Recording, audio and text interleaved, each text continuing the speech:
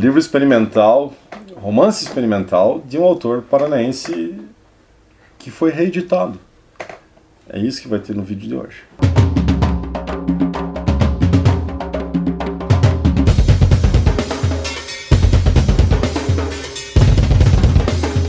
Então tá, vídeo de hoje sobre um livro, um romance reeditado de um autor paranaense que talvez, eu não sei o que vocês leem, não tenho como entrar na casa de vocês ainda, não tem nem como entrar na casa do Murilo, que é um cara muito interessante, então não sei o quanto vocês conhecem, eu julgo que não seja tão conhecido assim, que é o Wilson Bueno, Mar Paraguaio, ok? Pegou, ó, gentil e doce Murilo. Pois bem, vamos lá. O Wilson Bueno é um autor paranaense.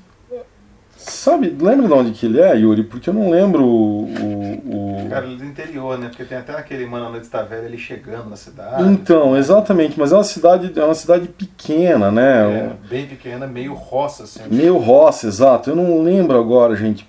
Que falha. Jaguapitã, meu irmão. Jaguapitã. Nem se a gente puxasse pela memória. Mas é maravilhoso que seja esse nome e tal pro livro aqui. Tá, só a título de informação, tá? 2020, censo do IBGE de 2020, tem 13 mil pessoas em Jaguapitã. Quer dizer, quando o Wilson nasceu, devia ter bem menos gente lá. Porque 49? Porque o Wilson é de 49, né? Então imagina, 1949 em Jaguapitã. Assim, não era exatamente Paris do século XIX. Mas o Wilson morou aqui em Curitiba por muito tempo e foi onde o Wilson faleceu em 2010. 2010, exato. A gente já estava aqui, né? Já tava. Fazia aqui um tempo. Inclusive eu tava ali indo trabalhar na Gazeta ali quando ele foi assassinado. Então, Wilson foi... Então vamos já falar disso daí. O Wilson foi morto lá em Santa Felicidade, onde ele morava, né? E o Wilson foi assassinado por um... Como é a história? Porque eu nunca sei qual é a verdade e qual é não, mas que seria um Michê, ou como é que é? Um Michê, que o Wilson... enfim, era gay e aí não contrata um cara, o cara mata ele ao tentar roubar, coisa... O que é mais maluco dessa história é que aí o cara é preso, vai a julgamento e é inocentado, não é? Vai ao júri popular, uma coisa assim, E é inocentado, enfim... Isso daqui é o Paraná, gente, não é um farol do progressismo universal, ok? E o Wilson era um autor muito interessante, vamos dizer assim, num certo âmbito marginal, mas ao mesmo tempo, na década de 90, sobretudo, 80, 90, o Wilson Bueno foi um cara muito importante no cenário literário brasileiro. Ele tinha uma revista, um jornal aqui, que era o Nicolau. Muito importante. Você tá me testando pra ver se eu tô sabendo? Eu tô sabendo, cara. Isso aqui acho que todo estudante de jornalismo passou, não passou? Isso daí, os caras tinham que... não, você sabia disso, Murilo? Sabia, mas o Murilo não precisa, né? Mas foi um jornal muito importante, o Nicolau. Como Curitiba teve outros, teve o do Dalton, que era famosíssimo, lá esse eu esqueci o nome. Joaquim. Teve o Nicolau, teve o do Corona, do Ricardo, que era não era Medusa é editor. Enfim, Curitiba tem uma tradição... Teve o Cândido, que foi ressuscitado na biblioteca, mas que já era um jornal. Que era um jornal, e aí foi ressuscitado. Então, abraço pro Rogério, que toca até hoje o Rascunho, né? O Cândido foi ressuscitado na biblioteca no período do Rogério. E aí tem o Rascunho, quer dizer... assim, apesar do lamaceiro fascistoide, interessante isso na história da literatura nacional, vindo de uma cidade provinciana, como nos consideram lá fora. Lá fora, diga-se, né, Santa Cecília e tal, e Genópolis. E o Wilson, então, foi editor desse jornal, que movimentava literariamente muita coisa aqui, publicou muita coisa. É um cara que transita numa literatura que me pareceu sempre experimental, em vários sentidos. Depois fornece material. Eu vi peça de teatro baseada nele, assim, nos textos dele e tal. Um cara muito, muito interessante. Profiko morreu, vamos dizer assim, não existe morte prematura, né? Morte, quando acontece, ela acontece e acabou, assim. É um pouco complicado isso, mas é verdade. Mas poderia ter publicado, ter trabalhado muito mais. E talvez esse seja, dos textos do Wilson que eu conheci, o mais interessante, vamos dizer assim, por várias razões. Esse livro, que agora é reeditado, é uma novelinha, assim, um romancezinho, alguma coisa, uma antinovela, um anti-romance, eu não sei como colocá-lo. Havia sido escrito pelo Wilson Bueno quando ele parece que todo verão ele tirava férias e ia a uma praia aqui do Paraná, que estranhamente, para você chegar nela, você tem que ir ou por Santa Catarina ou pegar a balsa lá. Agora eles vão construir uma ponte ali, que é Guaratuba, né? Então ele parece que ia lá tirar férias sempre no verão, ele ficava sempre lá. E ele escreve, ou tem ideia, escreve uma parte lá em Guaratuba, e o livro se passa, a história se passa em Guaratuba. Essa reedição, eu vou dizer, antes de entrar propriamente no livro, que é comandada pelo Douglas Diegues e Adalberto Miller. Eu conheci o Adalberto, eu não conversei com o Douglas Diegues, eles estiveram aqui no lançamento desse livro, num colóquio de tradução que teve aqui na Federal do Paraná. Então, o Adalberto é também tradutor de outras obras, enfim, bom tradutor, excelente tradutor de outras obras, e professor, acho, da Federal Fluminense. Essa edição aqui reconstrói o texto, então recupera o texto, traz uma espécie de dicionário, e que vai ser necessário, a gente já vai ver por quê, e acrescenta para texto, quer dizer, elementos críticos muito interessantes, e, portanto, você tem aqui uma edição que é muito diferente daquela que eu li quando cheguei aqui em Curitiba há vários anos atrás. E que era um livro esgotado, era difícil de conseguir e tal, tinha toda uma mística em torno dele e tal. Eu conversava com o Guilherme Gontijo, que escreveu, inclusive, a Orelha aqui. A gente conversava sobre o fato de que a gente gostava muito. Parece que foi uma coisa também, vou contar o Guilherme agora, né? Que o Guilherme encontra esse livro um dia quando estava com a mamãe dele num mercado, acho uma coisa assim, numa daquelas, sabe, prateleiras, não sei, estande, que tem um monte, e ele lê e acha fantástico. Foi uma coisa parecida comigo também, assim, eu achei ele por acaso na casa de uma pessoa, li, nunca tinha tido o livro, tinha lido ele já, mas enfim. Gôndola de mercado é muito bom para achar essas coisas. Exato. Eu achei o Bush do Snoop Dogg no mercado, cara. Cacete. Só pra dizer. Então, eu sempre olho, assim, às vezes a minha mulher fica maluca, porque eu fica gentilmente brava, porque se eu vejo daqueles negócios que tem feira, assim, que é, tipo, sabe, tem 10 pilas, assim, tem no aeroporto, eu tenho que ir lá dar uma olhada, e eu sempre acho alguma coisa que presta, porque sempre eles dão vazão ali. Enfim, então essa daqui, pela Iluminuras, é uma edição caprichadíssima, assim, de ponta, uma edição crítica, que vale muito a pena. Do que trata o Mar Paraguaio?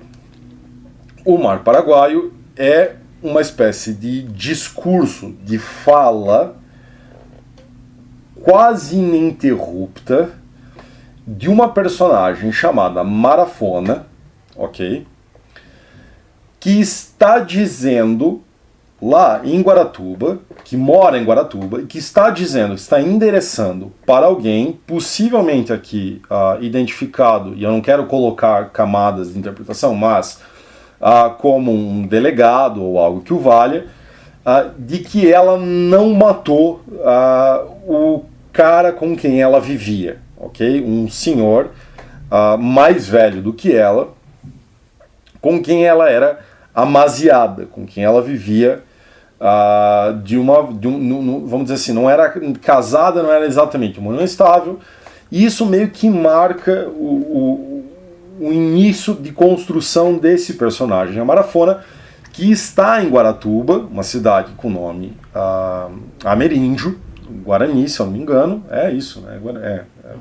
Tupi-Guarani, e que ela é de origem de um lugar que não é marcado claramente no mapa, mas que é possivelmente fronteira Brasil-Paraguai, possivelmente é isso, Brasil-Paraguai, e que, portanto, fala português e espanhol, um portunhol que também é muito, muito singular e que vai sendo entrecortado com palavras do Guarani. Algo que é típico da fronteira Brasil-Paraguai, certo? Onde no Paraguai se fala Guarani e onde ainda, eu não sei hoje como é que está, mas se preserva essa relação da língua portuguesa mesclado com o espanhol. Isso acontece em todas as fronteiras, não é? Das línguas se mesclarem, se entrecruzarem e tal, mas ali tem um outro elemento que é essa outra, uma terceira língua de um povo que vivia ali exatamente, que é o Guarani.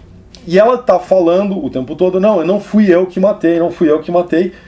Só que o discurso dela é um discurso um tanto quanto errático. O que a gente sabe, o que a gente pega ali, é que ela vivia amaziada com esse cara,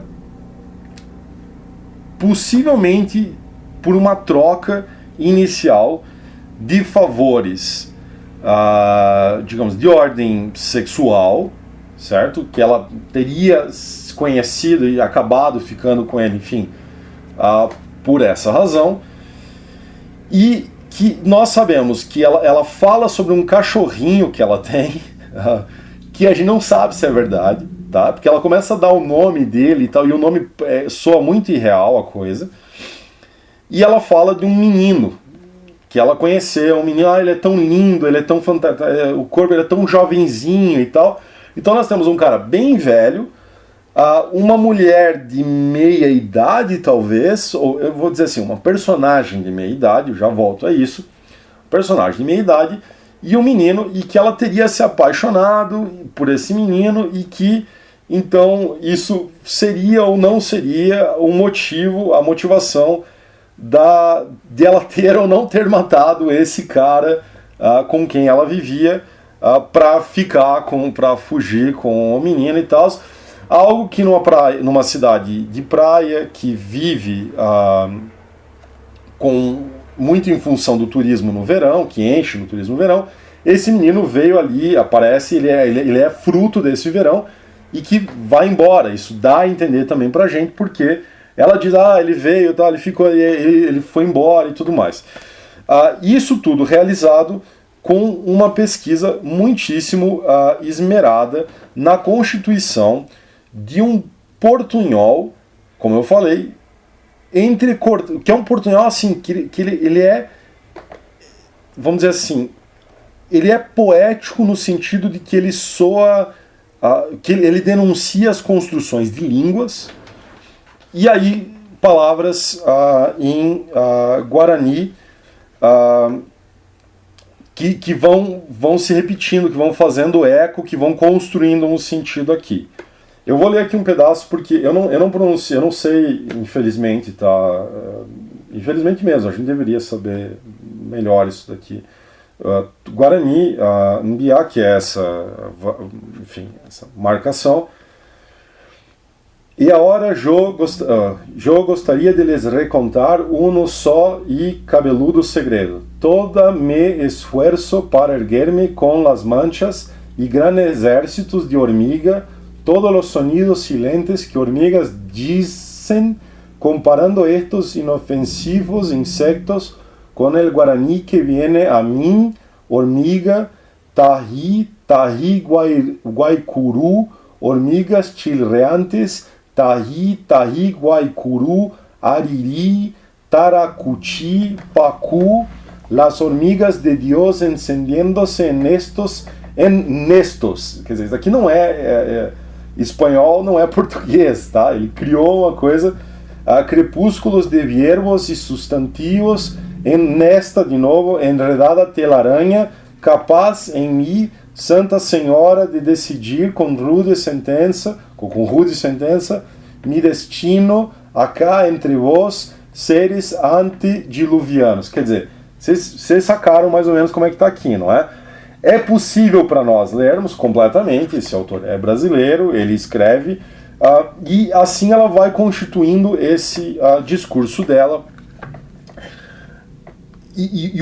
A novela, a antinovela, o romance, o antirromance que está aqui diante de nós é esse Mar Paraguaio.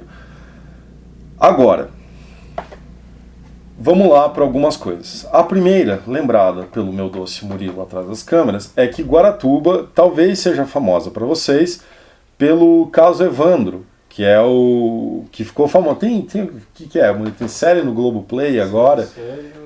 Tem negócio do podcast lá e tal. Que para quem era do Paraná na década de 90, Murilo, você lembra disso? A gente não podia sair na rua, lembra? Porque eles iam sequestrar a gente. Lembra dos casos de sequestro de criança para venda de órgão e tal? E aí esse caso Evandro levou as coisas à altura, assim. Mas isso aí existia no Brasil inteiro, né? Existia não, mas aqui teve esse pavor gigantesco que foi, acho que... isso, por causa do... Enfim, Guaratuba é conhecida por isso. Tem um outro dado histórico que eu já vou trazer sobre Guaratuba, que me parece interessante até em relação ao livro. Enfim, acho que isso é o suficiente. Agora você já sabe do que eu estou falando e tal, está todo mundo familiarizado com Guaratuba. Outro detalhe a minha tia mora em Guaratuba, então um grande abraço para minha tia Vana, que mora lá. Já passei, acho que 1 ou 2 anos novos lá na casa da minha tia.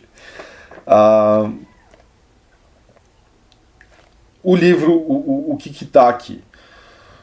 Wilson Bueno constrói, com essa personagem que vai falando, que vai se incriminando ou não se incriminando, se justificando ou não se justificando, constrói ao menos 3 coisas maravilhosas, muito interessantes. Uma, ele usa algo que é do dado real, fático, que são essas pessoas que falam, de fato, uma língua que é meio português, meio espanhol, e que, no caso particular ali dessa região, falam meio português, meio espanhol, meio guarani. Então, vamos dizer assim, a estrutura básica da fala dessas pessoas é uma língua português-espanhol, que é muito próxima, mas aparecem continuamente palavras em Guarani. O caso aqui e que o Adalberto Miller saca, é que não é só as palavras do Guarani, é que um pensamento Guarani, uma cosmogonia do Guarani aparece na fala, constitui o sentido desse livro. Então, de um primeiro ponto, de uma primeira produção interessante, que é evidenciar algo na literatura que acontece, quer dizer, algo que nós não vemos geralmente na literatura, que é essa população, certo? Esses personagens, essa vivência, através da linguagem, através, claro, de uma reconstrução dessa linguagem, não é a própria linguagem, mas ainda assim, passa-se por um outro elemento, que é o aspecto, vamos dizer assim, metafísico, talvez, que advém dessas intromissões, dessas entradas do Guarani, das palavras em Guarani, e que vão influenciando a formação do pensamento, do espírito do que está ali no livro, certo? Isso é muito, muito interessante, porque, de repente, nós estamos diante de um suposto discurso policialesco, não, eu matei, suposto discurso de romance, de paixão, não é? Porque tem um cara, um suposto discurso social, porque ela é, veja, uma pessoa marginalizada, num certo sentido.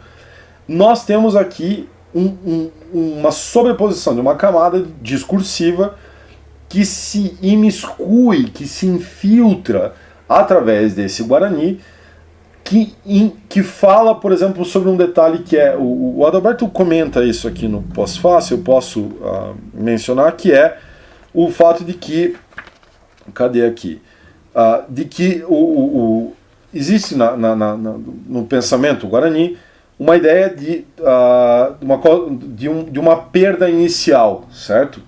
Um desastre originário, a perda dá, ao mesmo tempo, a melancolia de não reencontrar a terra sem mal.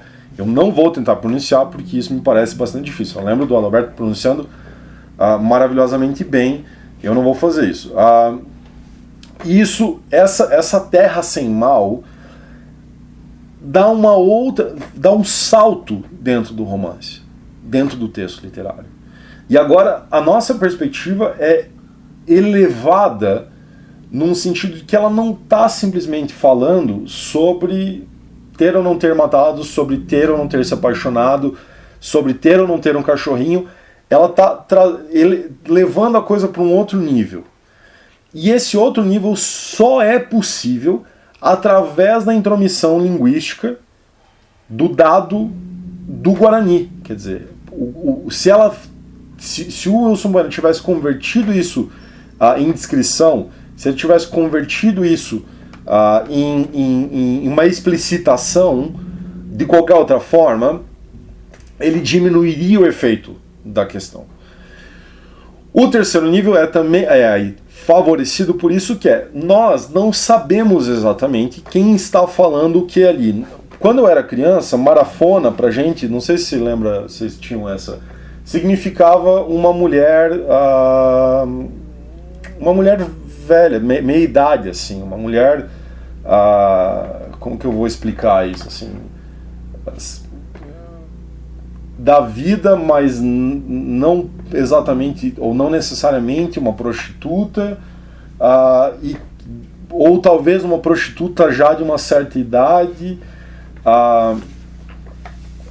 e ela não tem nome, ela tem esse nome, Marafona, certo? E nós somos levados à construção dessa personagem através de um discurso errático, a tal ponto que certas coisas vão sendo sugeridas e essas coisas podem ou não ser como que captadas, seguradas, detidas por nós. Eu, pessoalmente, aqui eu avanço uma leve interpretação, eu sempre fico na dúvida se Marafona é uma mulher. Porque várias vezes, escutando, quer dizer, lendo o texto, eu tenho a impressão, ou pelo menos me é sugerida a possibilidade, a impressão, de que a Marafona seja uma personagem trans ou travesti. Veja, não dá pra gente colocar um alfinetinho aqui. Ela pode ser uma mulher, pode. As três possibilidades aqui estariam em aberto. Mas isso dá uma riqueza vamos dizer assim, uma riqueza de abertura que me parece muito interessante, que me parece muito prolífico. Porque se fosse o caso, ou considerando as três possibilidades, o Wilson Bueno teria feito algo bastante revolucionário, não é? Tudo bem, no começo de 2000 já existiam, claro, livros tratando sobre isso, mas me parece o Wilson teria feito de uma forma bastante singular. Então vejam, é um livro que é experimental, ele não tem... Aqui tem, são 79 páginas na parte que cabe mesmo até menos do que isso, que cabe vamos dizer assim, ao texto do Wilson, e depois vem o elucidário, e aí vem os apêndices pós-fácil e tudo mais, aí fala das fontes que o Wilson teria lido, teria buscado em dicionário e se informado com o texto do Pierre Clastres, que é um antropólogo que estudou ali exatamente naquela região os troncos ali, os povos guaranis ou de um tronco tupi-guarani e tudo mais. E, enfim, aí vocês acompanham o texto depois. Mas nesse texto relativamente curto, nós temos uma potência experimental bastante singular, sobretudo para uma literatura que tende, a nossa literatura brasileira, que tende a se conformar com padrões naturalistas realistas. A gente fala isso o tempo todo, gente, mas não é por menos. O texto do Wilson ficou sem editar por vários anos, o que acontece com muitos autores que são um pouco mais experimentais e que acabam caindo num certo esquecimento ou que ficam ali meio que num limbo. Assim. Eu tomo isso para falar um último detalhe aqui. O Wilson Bueno é um autor do Paraná, ok? Aqui de Curitiba, que morou aqui, que produziu aqui e tudo mais. É um autor experimental, um autor muito interessante que eu espero reeditem mais coisas dele logo, que possa ter mais trabalho. Até porque, isso foi comentado, esse texto aqui foi traduzido para o inglês, e aí lá eles fizeram uma coisa, acho que era inglês e espanhol, e aí usaram uma língua ameríndia de lá, assim, teve todo um, assim, que é de fato um texto muito interessante. Então, o Wilson é um autor de Curitiba, do Paraná e tudo mais.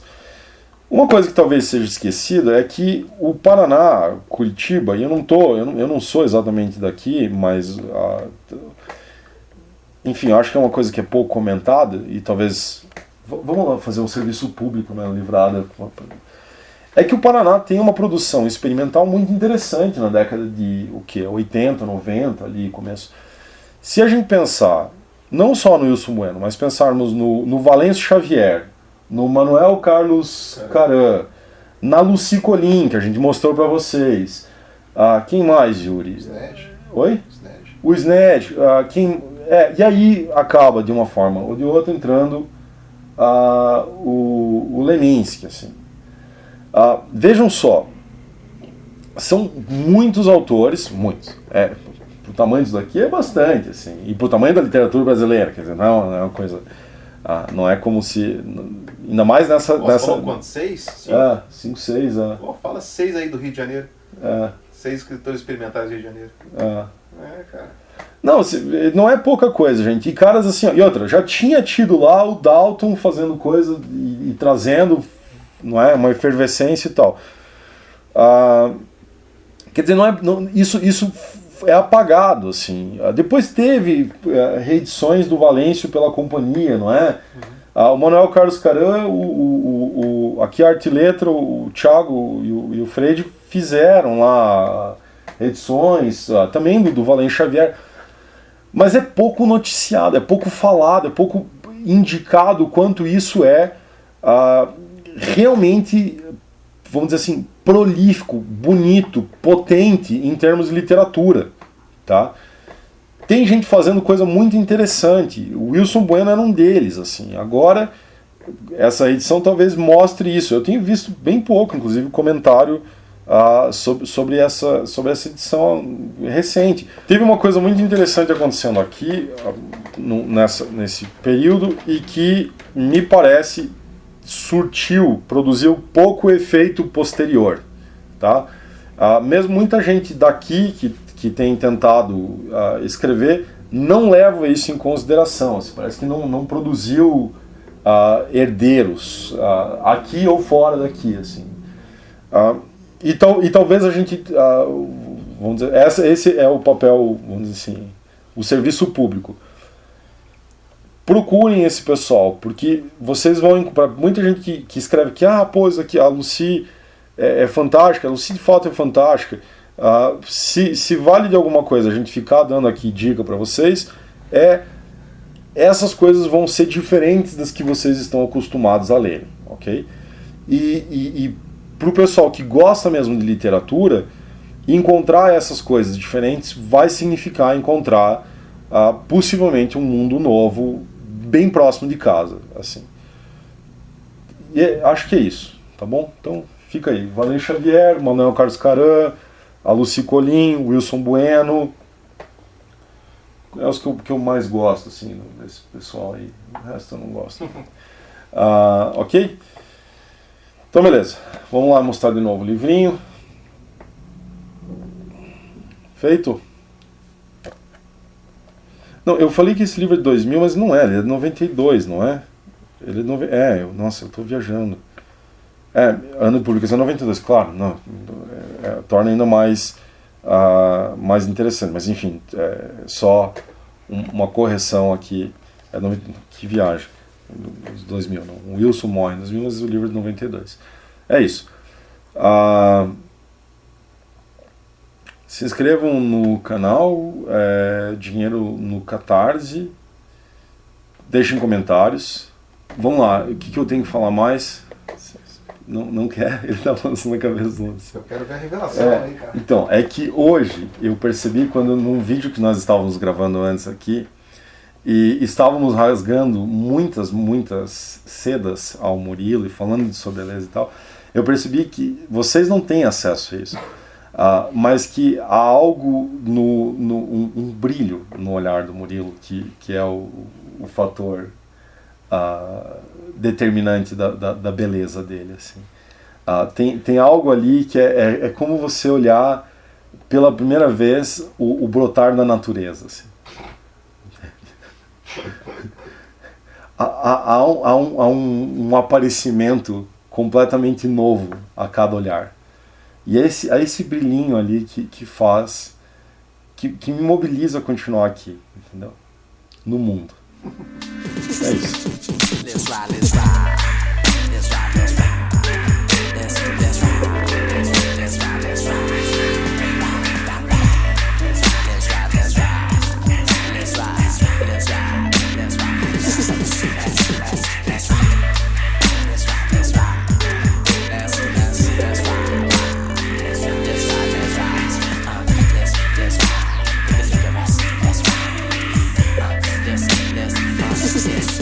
Represent M-I-A-M-I. Drive like a semi. I might just